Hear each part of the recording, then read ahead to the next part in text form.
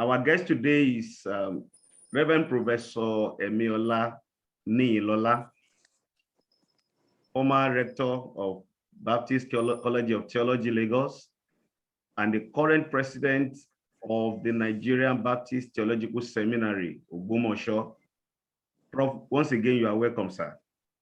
Thank you, Reverend Nihinlola. The Lord bless you. Yes, sir. Our concern today is to learn from you, because we know that you are an authority in this field, to talk about realities of contemporary pastoral ministry. But let me start straight away to say, in your own field, let's share from your weight of experience. How long have you been in pastoral ministry, and how can you describe pastoral ministry today compared to when you started, sir? Thank you very much. I entered the gospel ministry formally, officially, in August 1985, when I enrolled for study at the Nigerian Baptist Theological Seminary, Ogbomoso, for a 3-year program. That is between August 1985 and June 1988, when I graduated by the grace of God. So if I had the years of the training, that would make a total of 36 years. But if it is the years of ministry after graduation, that would be 33 years. Yes, the pastoral ministry is becoming more and more challenges today and calls for greater commitment to biblical revelation. All of us who are called, we must continue to remember how God called us and to be faithful to that call. The happenings of today are challenging the sense of call to the gospel ministry. Not much have changed, I must say, because the world is as sinful as it used to be. The very reasons that make Christ to come into the world, that make us to be called into the gospel ministry, are the same from eternity in the past and also the eternal future. But honestly, the situation today calls for greater commitment to God who has called, as revealed in the Bible. All right, sir. Thank you, sir. But sir, well, this is, by the way, I like the way you did the calculation of years of ministry. For those of us, how best to calculate? Should we calculate the years of training with the post-training year to say, okay, I'm this years, I'm of this year, or I'm this old in ministry? How do you suggest we should do the calculation, sir? I will advise that the years of training should be added, because training was not only theoretical training, it also involved practical training. I pastored the church for 2 years during the period of my training. That's part of my ministry by the grace of God. I was served in student ministries as part of my training. That's part of my ministry by the grace of God. So I think that the years of training should be added to the years of our ministry. All right, thank you, sir. That's very lovely, sir. And when someone like you say that, then we know it's authoritative. Sir, what are the particular challenges of pastoral ministry today? Yeah, I think pastoral ministry is very challenging today in a number of respects. Number one, the world where we are serving today is becoming more pluralistic. Pluralism of religions, pluralism of philosophies, and pluralism of ideologies. That's the world in which we live today. In the past, most people know only about Christianity, Islam, and African traditional religions. But today, there are all kinds of many religions all over the world. So that makes for a changing world. Then the world is becoming more and more materialistic. Covetousness and poverty has always been in the world, but that has increased in the contemporary time. So that is on the part of the world. The world is becoming more pluralistic and more materialistic. But on the part of the church is also becoming more and more educated. Today, it doesn't matter what you have studied as a pastor. You will find somebody who has studied as you have studied, and perhaps who have studied more than you have studied. In those days, 30, 40, 50 years ago, the pastor will be one of the most educated in the congregation, maybe with the headmaster of the school also, and also the teachers. But today, the congregation is becoming more and more educated. And those of us who are called to pastoral ministry needs to recognize that. That's what I want to say about challenges in pastoral ministry today. Yes, sir. Thank you, sir. But then, how well or how prepared should a pastor who wants to really minister in this kind of a complicated society. Be prepared. What are those requirements? What does it require for somebody to be effective in pastoral ministry today, sir? Well, thank you, Dr. Odrolaje. When God calls a person for ministry and for service and for leadership, God withdraws the person away to train the person, to prepare a person. That's why most people who are called, they were called outside of the place where they were. Abraham was called to go out. Moses was sent out for some time. Jesus and Paul, all of them has to be sent to the wilderness or the desert for a number of years to reflect, to give attention, to be sanctified, to be empowered for the work of ministry. That kind of preparation is always necessary in any age. When you are called, you need some time to study, to think, to pray, to prepare yourself to be sanctified and also to be empowered for the work of ministry. You will recall that in our traditional African setting, for somebody to become a priest, they will lock the person up in a room for prayer, for fasting, for all kind of divination, for all kind of drugs and herbs that the person is going to take, because they know that it's not always easy to prepare for priesthood and to prepare for ministry. And so it is today. If God calls a person, let the person take it very, very seriously and prepare adequately. If you are not going to prepare adequately, you are going to be exhausted in no time. You can imagine, I have been ministering for 30, 40, almost 40 years now. If there's no adequate preparation, one will be exhausted within a short period of time. So when God calls, one should take time to really, really pray and prepare well to be able to enter into ministry. Thank you, sir. Luckily, I have one of our students doing the holiday ministry with me here. And when he came, I asked him, how is the seminary? I said, it's the first timer. I said, how is the seminary? He said, sir, it's different from what's applicable in the secular universities. I said, yes. What are they doing there that seminary is not really offering? But sir, as the president of the seminary, sir, I want to sincerely ask you, what are those things that your seminary is doing to students in order for them to meet up with the challenges of this time, having identified that the ministry this time is more complicated than some decades ago? So what is the institution doing in order for our students after graduation, or even when they are still in school, to be fully equipped for the challenges outside? Now that question is very much loaded, and I'm going to answer in two different ways. Yes, sir. Number one, I will say that the seminary is preparing people for effective ministry in the contemporary church through two particular emphases. Number one, trying to build godly character, character development, spiritual formation is very, very important. To be a gospel minister is to live a life of holiness, a life of purity, a life of godliness, a life of righteousness, a life of truth. Ministry is first of all a lifestyle. If our being is not formed, our doing will be very faulty. Many people get it wrong. They think that ministry is to preach, to teach, to counsel, yes, to sing, to do drama. Ministry is to do many, many of those things. But the foundation of ministry is the life of the preacher. That's why we hold worship every day. We organize spiritual formation. We organize discipleship for character formation. And secondly, in the area of competence, we need competence. 1 Timothy 3:2 talks about being able to teach, ability to preach the word of the gospel, to teach well, to counsel well, to do the work of ministry. All of these are very, very important. The second way in which I'm going to give the report of the seminary is to say that the seminary is trying to form students through 7 marks of community life. 7 marks of community life. Number one, the seminary is a community of worship, a community of faith, a community of learning, a community of service, a community of discipline, a community of forgiveness, and a community of restoration. These things that are going on all together are the things that God is using to train every student. We are trying to train every student in 3 ways.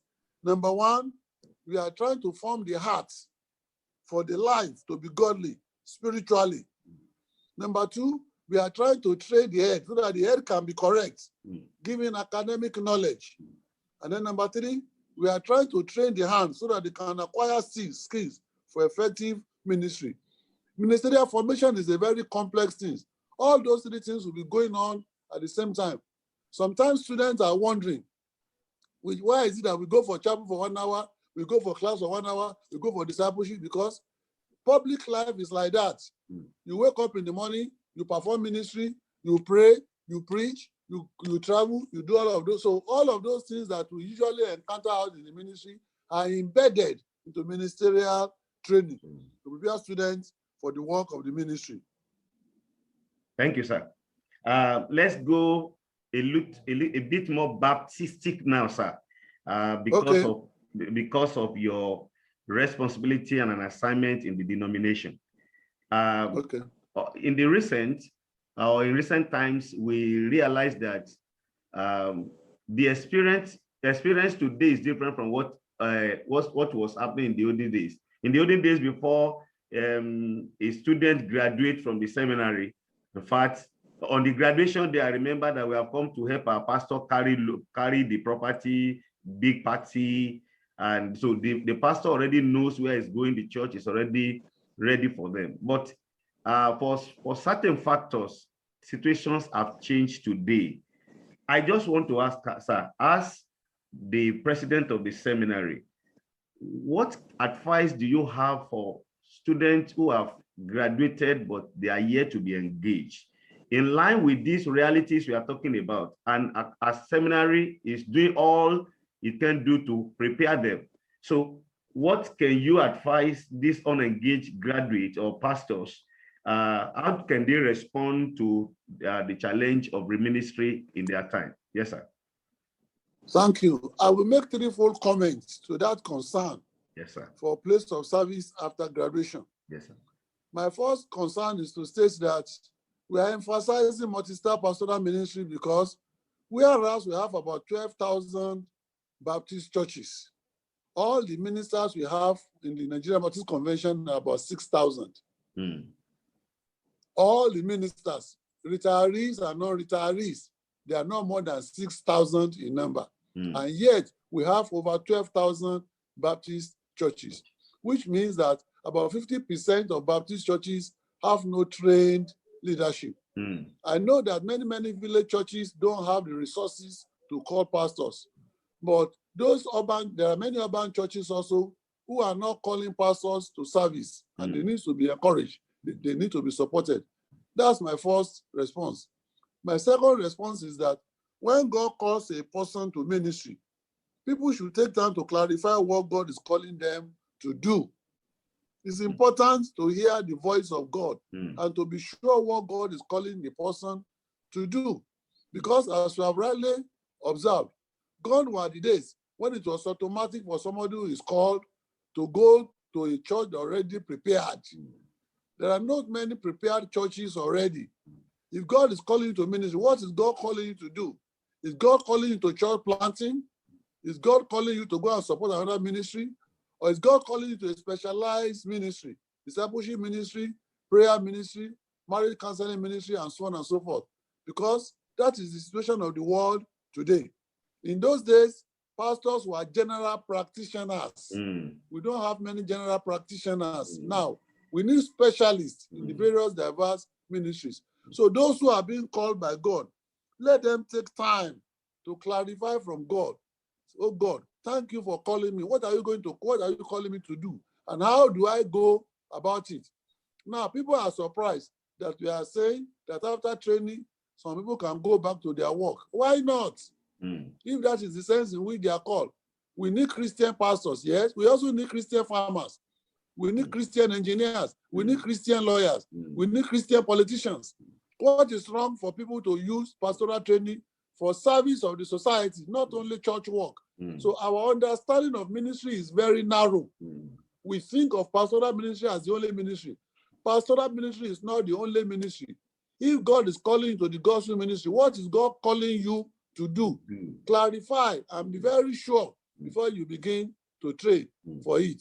That's my little comment with regards to this issue Thank you, of sir. the challenge for place of service. Thank But I you. must report that in cooperation with the Alumni Fellowship and the Vice President Ministerial, we are trying to find places of service for those who have graduated. But we ask them to open their eyes, look at the field that is ripe for harvest, and see what God is asking them to do.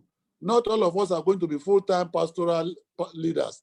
Some are going to support pastors. Some are going to be involved in denominational ministries. Some are going to serve as special ministers. Thank you, sir. Please, sir, I want to ask another question.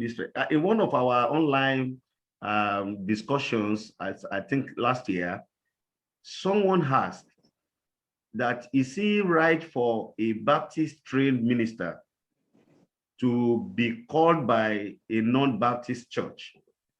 What's your take, sir? What is wrong with it? If the person is satisfied with their condition of service, what is wrong? Who says we are training only for the Baptist pulpits or Baptist churches? We are training for the whole world. Yes. People can become evangelists, they can become missionaries, they can become church planters. There are Methodist ministers who train among us. There are Anglican ministers who train among us. There are CSE ministers who train among us. Some become Baptist, some go back to their denominations. There's no problem. We have training gospel ministers to preach the word of God in Africa and beyond, all over the world, even for other denominations as well. Thank you, sir. Before we release you to go, sir, this question is very important. Today, the retirement age for Baptist minister remains 65 years. And what kind of training do you want to recommend for persons above 60 years who are enrolling for training in the seminary? Okay. Again, I will begin with a biblical understanding of the call of God. Yes. We must not forget the call of God, because you see, the mission of the seminary is to provide training for those that God is calling. It is God who calls. It is after they are called that we prepare them for ministry. And God calls some people in the morning, some in the afternoon, some late afternoon. I doubt if God is not calling some people in the evening. Some people claim that God is calling them in the evening of their life. That is between them and God. But if God is truly calling them, we ask them to respond at the time that God is calling them. And you can't blame people who are not called in the morning, who claim that they are called in the afternoon or in the evening. If God has called them and they have delayed, that is a different thing. That's between them and God. But some are saying that it is when they have grown up in life that they understand the sense of call to the ministry, and they need to be trained accordingly. So for me, anybody who is called at any point in time, let's train the person. The person may be full-time, the person may get full-time training, or the person may get part-time training. It all depends on the nature of the call and the nature of ministry in which the person is going to be involved. What can the person do? The person can do pastoral work, or the person can do specialized ministry, like I've said. There are many part-time ministers who have become missionaries, for which we are very grateful to God. Some, while they are in service, they serve well. Some is after retirement, they serve well. Why not? Those who are called at the age of 18 and 20 and 25, we train them. Those who are called at 40 and 45, we train them. Those who are called at 55 and 60, we also train them for the work of ministry. The Bible tells us that the field are ripe for harvest, and the workers are very few in the vineyard of the Lord. But I must say that people who are called to support others, they also need to train to recognize that many church pastors need support of trained leadership, not people who are going to get salary necessarily, but who can receive their training to support the work of the church. So that's my little comment with regards to training of gospel ministers who are old, 60, 65. I think that as long as it's God who has called, let us train and prepare for the work of ministry. Even if the person served only for 5 years, why not? What is wrong with that? What is wrong with that? What is wrong with that? All right, sir. Thank you so much, sir. Generally, before you go, what advice do you want to give to Baptist pastors who are on the field now in order for them to remain effective at their duty posts, sir? Okay, I will say to all Baptist pastors who have been called to look unto Jesus, trust him to take care of their needs. When God calls, God prepares, God provides, God equips, God energizes, God leads, and God guides. Let them find their sufficiency in the call of God. Let them preach the gospel. It is the power of God for salvation, for redemption, for healing, for deliverance, for growth of the church, and for transformation of the society. All who are truly called, let them remain faithful to God who has called. Faithful is God who has called, is going to do it. Pastoral ministry is sensitive. Pastoral ministry is strategic. But pastoral ministry is very critical for God to fulfill his purpose in the world today. Let them recognize that they are doing something very, very important. It is a great thing to be called to work for the expansion of God's kingdom. Let them do it joyfully, but let them look unto him for their reward. There's nothing that anybody can give to reward us for God's ministry. It is God who has called, who will adequately reward. And we cannot get all our rewards here on earth. God forbid. Our full reward is going to be received when we see God face to face in heaven. But while we are here, God is going to take care of us. He will provide, he will protect, and it will be our sufficiency. That's my little words of encouragement for Baptist pastors and Christian leaders and ministers in general. Thank you. Thank you, sir. Reverend Professor Emiola Nihinlola. We appreciate you. We know you that God has blessed you with grace, and we are proud of what the Lord is using you to do in our denomination and beyond at this time. Our prayer is that the Lord will continue to renew your strength. Thank you for sharing out of abundance of your knowledge with us today. We do promise that when we need you for other discussions, we will get in touch with you. Thank you, sir, and God bless you, sir. Thank you, Dr. Dolaje. The Lord bless you and bless your ministry, Amen. your leadership at this concepts. Greetings Amen. to all brothers and sisters in the Lord. Amen. Thank you very much. Have a good day. Thank God you, bless. Sir. Yes, sir. Thank you, sir. Amen. Thank you, sir.